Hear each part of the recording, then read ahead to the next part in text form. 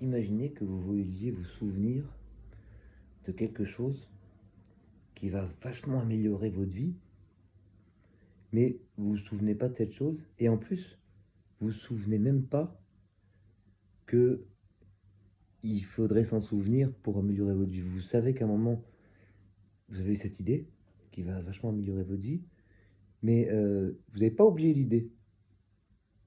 Pas trop, mais vous avez oublié que vous aviez eu cette idée. Est-ce que ça serait pas chouette qu'il existe un truc, une espèce de d'élastique invisible avec une main qui colle comme ça, pim, et pim qui s'attache à l'idée. Et que quoi qu'il arrive, ça y est, elle est attachée, elle est collée. Quand l'élastique se tend, vous êtes prévenu que vous vous éloignez de l'idée, alors que vous saviez même pas que. C'est-à-dire que c'est même pas que c'est un truc pour retrouver vos clés, parce que vos clés, vous savez que vous les avez perdues. C'est pour retrouver un truc que vous savez pas que vous avez perdu, mais qui va être vachement bien, un super bonus. Il y en a plein de trucs comme ça qu'on sait, mais on a oublié qu'on le. Enfin, qu'on sait, mais qu'on a oublié qu'il pourrait nous servir. Donc on a. Est-ce qu'on le sait ou on ne le sait pas? Ben, si on nous le rappelle, on dira ah oui, c'est vrai. Et ce truc-là, ouais, on a envie de le savoir. Eh ben, la nature a inventé un espèce d'élastique qui te lie au truc. Et tant que l'élastique te lie au truc, c'est bon, tu retrouveras le truc. Alors il peut se passer deux choses entre le fait que l'élastique est tendu et que tu as un signal pour qu'il est tendu. Un petit signal. Plus il est tendu, plus le signal s'intensifie. Moins il est tendu, moins le signal s'intensifie, ben, ça veut dire que tu chauffes. Tu chauffes, mais tu n'as pas trop un signal pour te dire si quand tu te sens bien en général, c'est que ça va être le signal. Là, je spoil un peu.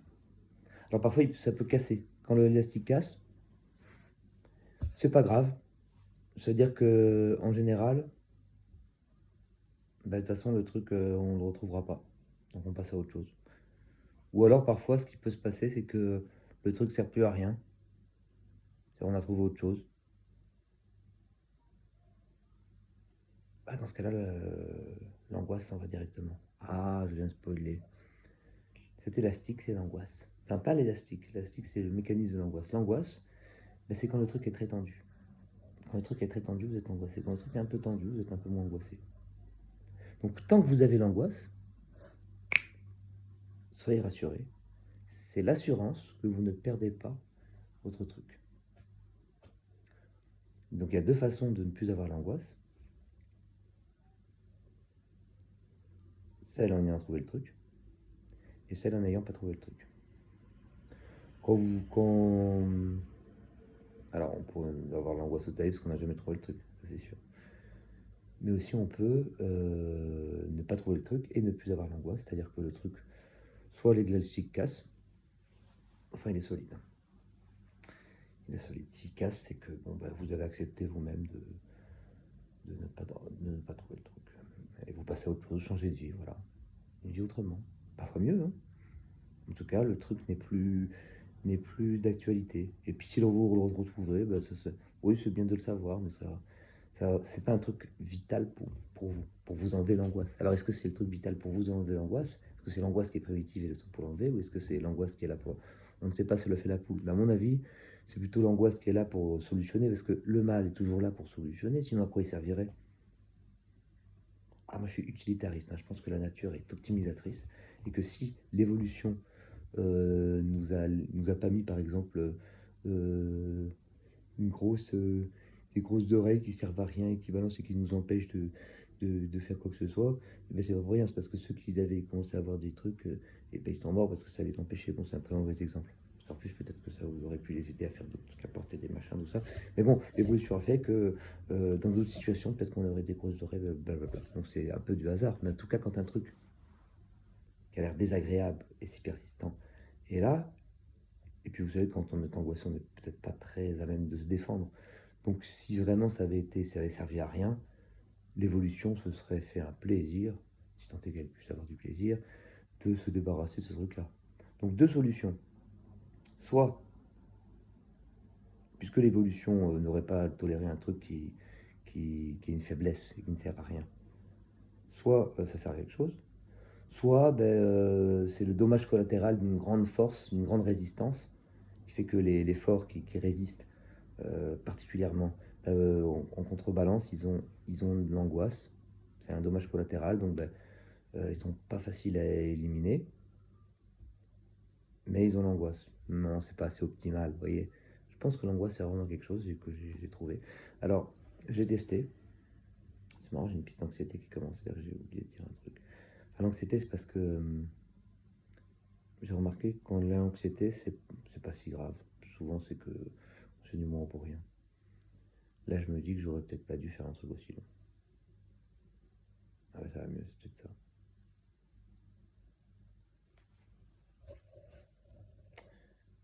Mais il me semble que j'ai quand même oublié de dire quelque chose. Oui, le conseil final. Désolé pour le blabla intermédiaire. La justification de l'existence de l'angoisse. Ah oui, le mal, ça sert à quelque chose, en général. Si vous aviez jamais mal, eh ben vous n'infecterez pas, vous mourrez en... Si on vous enlève la douleur, vous mourrez en un mois.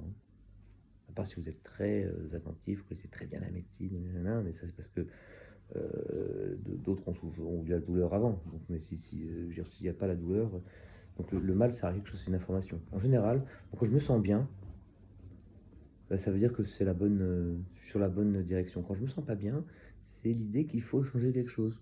Voilà. Donc ça, c'est très général. C'est pas que l'angoisse. Mais l'angoisse fait partie du mal. Et elle a ceci de bizarre qu'on ne sait pas. On ne sait pas d'où elle vient. Ah, c'est très énervant. On croit qu'on doit chercher la cause, la cause. Oui, sauf que la cause, c'est pas un état. C'est juste un truc qui peut nous mettre bien. Alors ça peut être un état. Et dont on a oublié cette fonctionnalité qui pouvait nous mettre bien. C'est une mémoire du corps pour un truc de l'esprit qui peut nous mettre bien. Enfin, en tout cas, c'est une catégorie d'angoisse. Je l'ai testé sur moi. Donc c'est très personnel. Testez-le sur vous, vous allez voir si ça marche. Donc fidèle à mon truc de quand c'est pas bien, c'est qu'on me refroidit. Quand c'est bien, c'est qu'on chauffe. Ça sert à ça aussi. De sentir bien, d'être à l'écoute de... Enfin, on peut sentir globalement bien en acceptant que quand on sent qu'on peut se sentir bien et pas bien. Et comment faire pour quand on n'est pas bien se sentir bien? Alors soit penser à des petites fleurs, des petits machins qui nous mettent bien, ou c'est des techniques un peu bébêtes. Mais ça déjà c'est mieux que rien, mais on n'a pas quand on se sent pas bien, on n'a pas envie de dire ah tiens je vais penser à un truc bien. Et puis mais ça marche quand même un petit peu. Mais ce qui marche mieux c'est le mouvement. C'est-à-dire que on regarde vers où on se sent mieux. On ne ressent pas bien, mais si on est dans une dynamique de fuir le pas bien, tout de suite, c'est juste on se fait brûle, ça chauffe là sur le pied, je l'enlève. Bon, là j'ai inversé le chaud et le froid parce que j'ai dit que quand on a mal, c'est que on refroidit. Voilà, j'imagine, c'est inversé, ça chauffe, je l'enlève. Je vais l'enlever doucement. Mais quand on fait pas directement, ça chauffe, bite, je mets du froid dessus. Alors c'est peut-être utile. C'est pour dire que quand ça va pas, c'est vrai que c'est bien de penser à des petites choses qui vont, parce que elles vont vous faire ce mouvement vers le mieux aller. Mais directement, si on est au courant que du mouvement du mieux aller, on se laisse mieux aller. Et ça, c'est un peu le bonheur global, je trouve. C'est-à-dire c'est d'accepter qu'il y a heureusement des trucs qui nous disent qu'on n'est pas sur la bonne route. Et le bonheur consiste pas à tout de suite penser à la bonne route. Ça peut servir, remarque, de regarder derrière l'obstacle et de penser à la bonne route, ça donne une direction. Mais l'intérêt, le bonheur, c'est de sortir, de retirer son pied petit à petit de la zone chaude, ou petit à petit, ou pas petit à petit, mais c'est de sortir de ce truc pour aller, sortir du mal pour aller dans le bien. Là, on parle pas de mal et bien moral, mais de se sentir mal et de se sentir bien. Voilà, c'est une indication. C'est très général, j'ai remarqué. Il faut bien que ça serve à quelque chose. Et pourquoi l'angoisse, on n'a pas trouvé? Attention, les gens, ils ont des gros... Quand tu leur dis ça, ce truc de la petite main collante qui est sur le truc qu'on ne sait pas où c'est, on ne sait même pas qu'on l'a oublié, mais il est là pour nous rassurer. Donc on devrait être rassuré, voyez. Donc ce truc-là, ce mécanisme, les gens qui en parlent, qui sont souvent encore plus ceux qui sont sujets à l'angoisse, et que c'est leur domaine, ils le savent mieux que tout le monde, comment est-ce que c'est que l'angoisse, tu vas pas leur apprendre. tout de suite tu leur dis, quand c'est l'angoisse, tout de suite, ils te coupent, c'est-à-dire ils écoutent même pas, ils disent, oui alors l'angoisse, c'est vraiment, ils te disent des trucs, je préfère même pas dire ce que c'est, parce que c'est le truc qui les continue à leur mettre dedans, c'est comme si c'était content de l'avoir, parce qu'au moins ils ont une expertise, mais c'est une expertise basée sur rien, puisque ils savent pas de quoi ils parlent, ils savent même pas que l'angoisse, c'est pour justement les choses dont ils savent pas de quoi ils voudraient se parler à eux-mêmes. Hein, c'est le petit truc, tu veux te parler à eux-mêmes, toi besoin d'un truc qui va te mettre bien, je répète. Et bien il y a une petite main collante, pif, qui va s'accrocher à ce truc. Et tant que tu ressens, et parfois si tu t'éloignes, et ben l'élastique se tend, c'est une indication que tu t'éloignes. Et ben donc si tu es habitué à te, il faut des petites skills pour ça, c'est-à-dire que vous ne pourrez pas tester le truc si vous n'êtes pas habitué à essayer de diminuer le mal pour parce que ben, tu chauffes pas, tu refroidis. Donc si tu n'es pas habitué à ça, donc il faut d'abord avoir cette habilité et il faut être au courant, il faut s'écouter un peu. Donc passez des petits moments où vous écoutez un peu, pas tout le temps, pas faire de la méditation comme les bouddhistes forcément, ou alors enfin, vous pouvez le faire, hein, je crois, j'en sais rien. Une fois il y a un bouddhiste qui m'a dit tu devrais faire 10 minutes de méditation par jour, le matin. Je fais le matin, ok. Pourquoi faire? Ben, pour être connecté au cosmos et t'observer toi-même. Et moi en ce moment je me fais un peu trop moi-même, je suis trop connecté.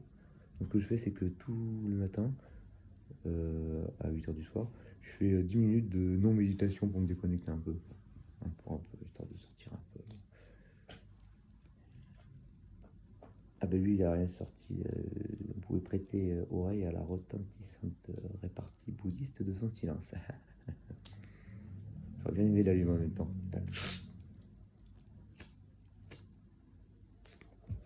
Donc conseil, quand vous avez une angoisse, bah dites-vous, oh, c'est bon signe, ça veut dire que je me souviens de mon truc. Alors déjà, ça devrait vous détendre un peu.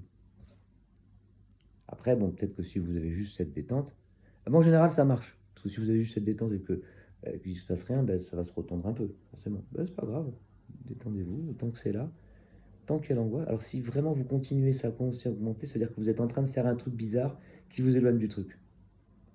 Et ça, l'anxiété aussi joue ce rôle. Quand vous êtes anxieux, quand vous ne sentez pas de faire quelque chose, moi je conseille, c'est mon avis, de ne pas le faire. À chaque fois que moi j'ai fait un truc que je ne sentais pas, mais c'est parce que je suis très dans le... Je suis très à l'écoute de ce qui est bon pour moi. Donc ça s'applique peut-être pas à ceux qui ne sont pas à l'écoute de ça. Et si vous voulez être à l'écoute, ben, j'ai plein de petits trucs, mais c'est quotidien. C'est des petits trucs quotidiens qui finissent par marcher. Comme par exemple, quand tu vous arrive un truc, ça sert à rien de se faire un truc, un truc pas bien, ben, tout de suite trouver les trucs que ça peut vous apporter. Ça sert à rien de vous apitoyer sur un truc qui est déjà passé, si c'est pas pour en tirer un profit. Souvent, les gens, ils se font du mouron pour des trucs qu'ils contrôlent absolument pas. Donc ça, déjà, c'est logique. Donc déjà, ça, on peut commencer à l'enlever de façon logique. Alors si ça ne marche pas tout de suite, on se dit, ah oui, je vais pas me faire du mouron pour un truc qui sert à rien, sur lequel j'ai aucune prise. Ah bah plus de mouron. Bah, c'est pas aussi facile que ça. Si parfois ça passe, je pense que ça l'est. Mais on peut, déjà en ayant le projet de plus faire du mouron pour des trucs qu'on n'a pas de contrôle, et bien déjà en ayant ce projet, on est sur la très bonne voie. Puis après on ajuste ça. Donc c'est déjà avoir le projet de faire, euh, de faire quelque chose. Puis ensuite, ben, être, prendre petit à petit ce qui nous amène vers cette chose quitte à parfois se tromper, parce que avoir le projet, on n'arrive pas tout de suite au truc. Donc là, les erreurs, au lieu de se morfondre sur les erreurs qu'on a faites et puis de rentrer dans un truc d'ego et puis de plus rien comprendre à ce que l'erreur nous apprend, pour justement aller à ce projet, bah, tiens, ça ne faut pas faire. Ah ben, c'est bien de savoir ce qu'il faut faire et c'est bien de savoir aussi quoi éviter. Donc ben, c'est à ça que ça sert, les échecs et la réussite. Mais il y en a un qui est Lao Tzu, ou je sais pas qui, disait la réussite est plus dangereuse que l'échec. Oui, parce que la réussite, parfois on est content, on n'a pas fait on n'est pas arrivé à son but, mais on se satisfait d'une réussite locale et finalement on oublie son truc. Puis parfois, quand l'échec, au lieu de prendre comme une information et de passer à autre chose, de passer faire du mouron pour un truc qui sert à rien, quand on est là, oh, j'ai bien fait, j'ai pas bien fait, non, ce que je suis, oh, je suis nul, ça. Je suis nul, c'est un truc orgueilleux pour se dispenser de continuer sa route. Puis ouais, on n'a pas dit que t'étais pas nul. Pourquoi tu cherches à ce qu'on croit que t'es pas nul? C'est un paradoxe que tu sois si nul que ça. C'est un paradoxe que tu sois moche. Ok, ça veut dire que, je veux dire, même toi, tu dis que t'es nul. Ah d'accord, ok. Ah, ok, quelle impitoyabilité tu as envers toi-même. Oh, ça prouve que vraiment t'es pas si nul que ça. Écoute, c'est ton dos. Hein, nous emmerde pas avec ça.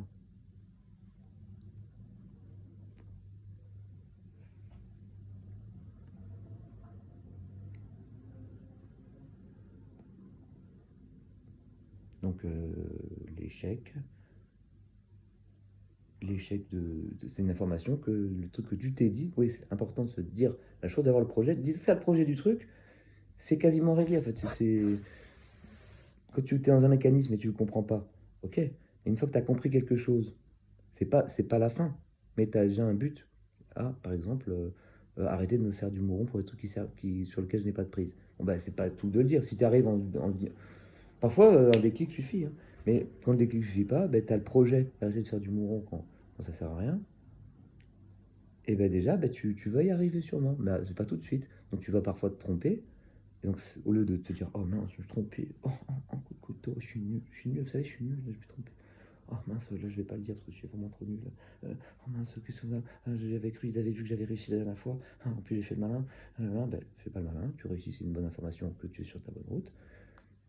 Alors que, par exemple, aussi pour arriver à ne pas être trop prisonnier de l'approbation ou des approbations des autres. Eh bien, on a compris que c'était. Alors, c'est plus dur à comprendre que c'est possible et que c'est un truc qui est bon.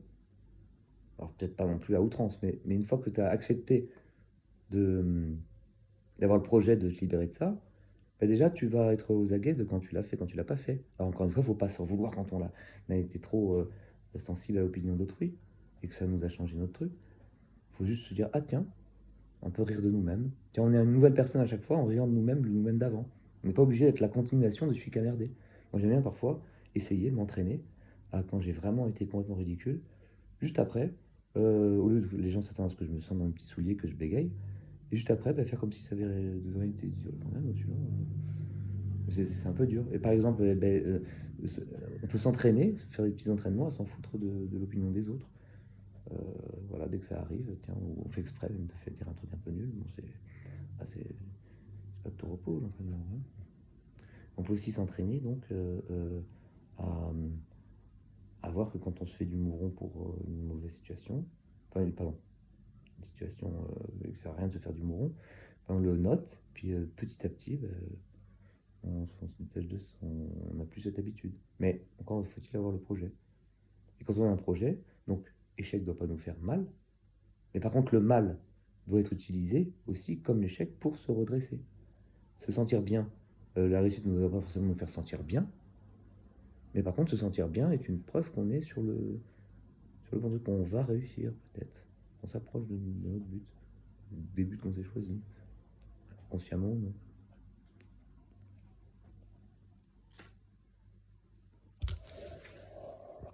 Pareil pour ce qui est de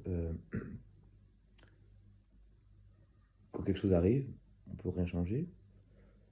C'est le fait que ce soit arrivé et que c'est pas bien. Mais tout de suite voir en quoi ça nous sert. Donc moi par exemple, il n'y a jamais de truc vraiment pas bien.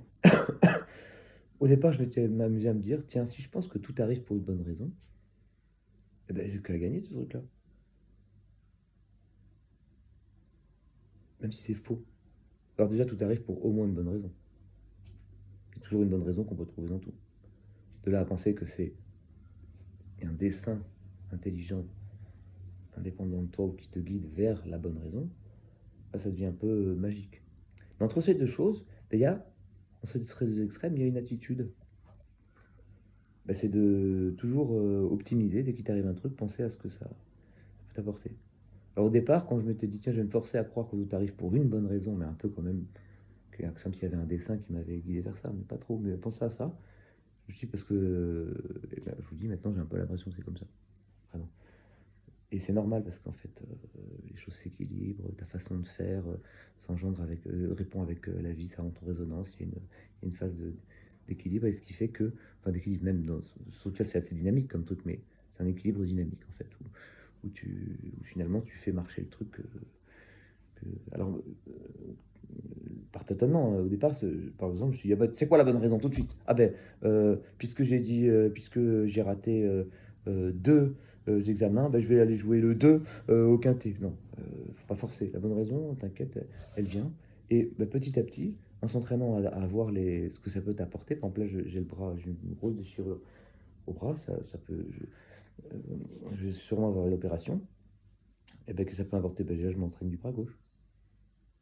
Et puis aussi, après, il y avait des trucs complètement n'importe quoi. Par exemple, bah, peut-être que je me mettrais une puce dans le bras qui me ferait un bras bionique et tout. C'est n'importe quoi, mais n'empêche que bah, même les trucs un peu improbables, je vais vers le truc un truc qui m'intéresse. Et comme ça, bah, si parfois il y a des trucs improbables justement qui sont arrivés parce que j'y avais juste pensé, comme ça, pas beaucoup, beaucoup. Et que j'étais mené par le hasard, forcément mené par des trucs improbables. Ben, si tu as pensé à plein de trucs improbables, si tu as le réflexe de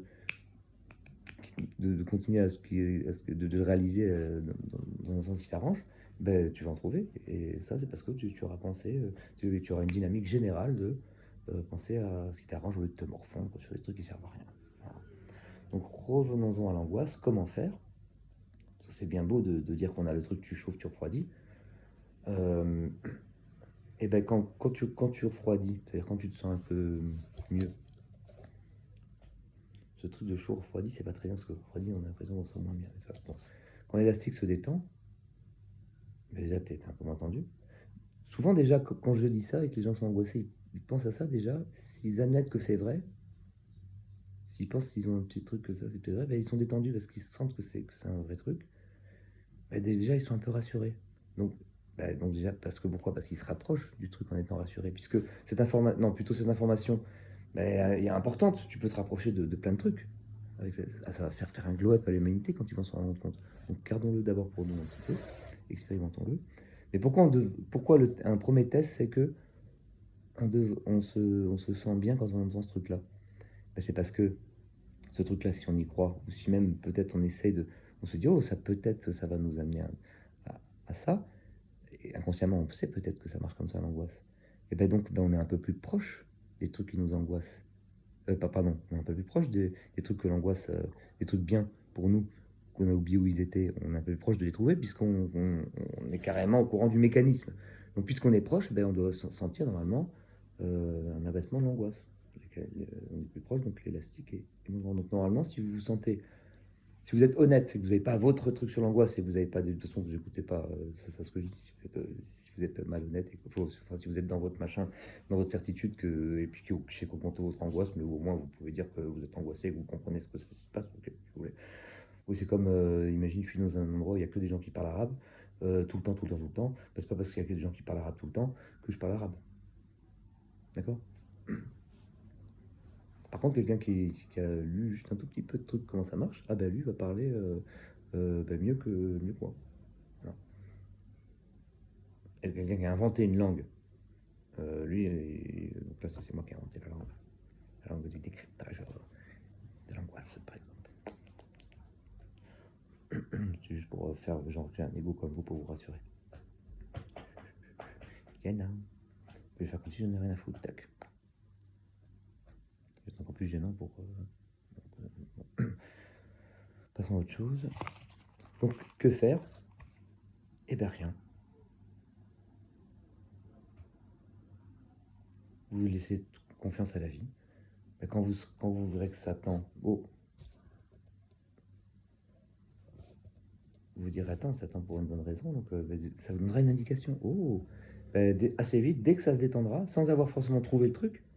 Alors parfois on trouve tout de suite le truc et là l'angoisse s'en va directement.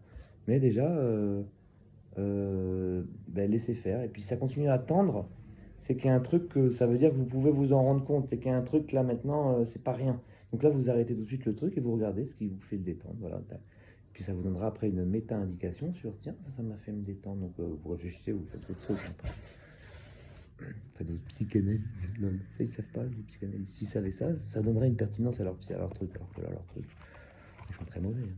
Ils ont même pas compris que le narcissisme, c'est un truc fondamental de l'univers. L'univers, en nous donnant des yeux, il se regarde lui-même. L'univers est narcissique. L'univers a besoin de se comprendre. Alors comprendre, on ne peut pas comprendre. Mais on peut pas comprendre d'autres. On peut comprendre d'autres trucs. Donc on a besoin de se regarder. On a besoin de comprendre le truc. Et on peut faire un truc qui va comprendre d'autres trucs. et comprendre ce truc.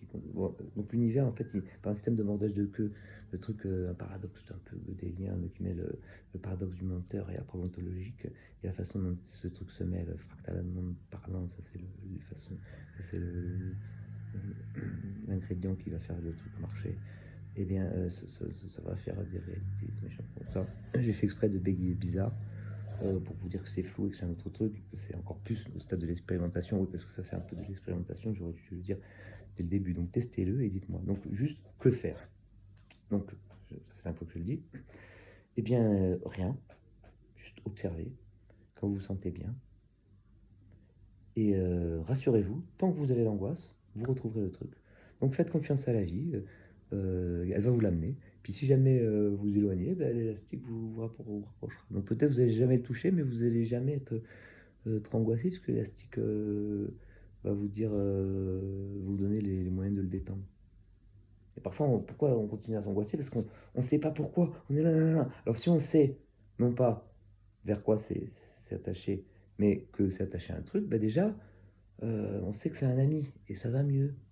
Et si ça va pas mieux, ça veut dire qu'il y a un truc dont on peut se rendre compte, sinon ça ne servira à rien.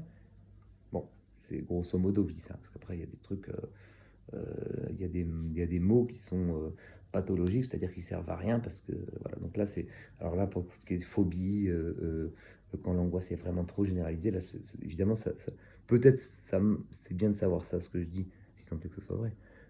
Moi, j'ai bien expérimenté, je pense que c'est vrai. Mais peut-être aussi que ça rentre dans une autre catégorie. Là, je parle de l'angoisse de tout un chacun. Alors, il y en a qui ne sont jamais angoissés, ça, et ben c'est peut-être qu'ils n'ont pas besoin de ça. Je sais pas.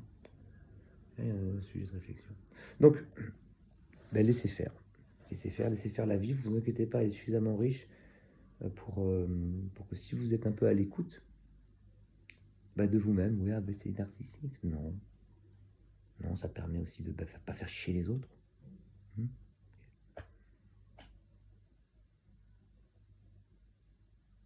Donc, laissez faire. Trouver le mobile, laissez faire mobilement. Laissez faire l'élastique. Et la vie qui va vous permettre de détendre l'élastique. Et plus vous vous sentez bien, plus vous vous rapprochez du truc. Et gardez cette information. Et ça va vous faire sentir encore plus bien. Après, vous allez être trompé, vous allez croire que vous avez trouvé A. Vous allez avoir une petite angoisse. Parce que peut-être qu'il y a un autre truc qui va vous faire une angoisse, mais interne. Vous faire dire attention, t'as cru ça. Qui va te permettre aussi d'avancer sur d'autres choses. Parce que imagine, tu es trop contente, ça y est, tu crois que tu as trouvé, tu es sur le et puis mais tu te mens à toi-même. Ah, il y a un autre petit truc qui va te dire attention, tu t'es menti à toi-même là. C'est bien de le savoir parce que ça te permet de trouver le premier truc. Et bien là, tu vas avoir une micro-angoisse à propos de ce truc-là. Et bien tu vas bien l'accueillir et t'inquiète pas, même si ça commence à être compliqué. Tant que tu as l'angoisse, tant que tu as l'élastique tendu, c'est que le truc, tu vas le trouver. Le problème, c'est quand un truc intermédiaire, peut-être l'élastique s'est cassé, et ben, tu vas trouver, et que l'angoisse reste, l'autre angoisse reste, tu vas retrouver, mais par une autre façon que l'élastique cassé.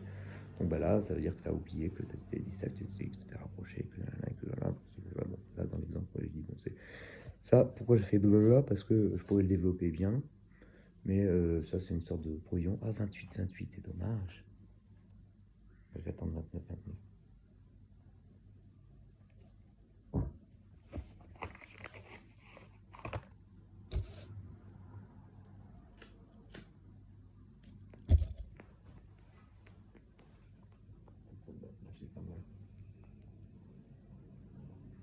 Mais quand je fais blablabla, c'est que je pourrais fouiller après, je pourrais.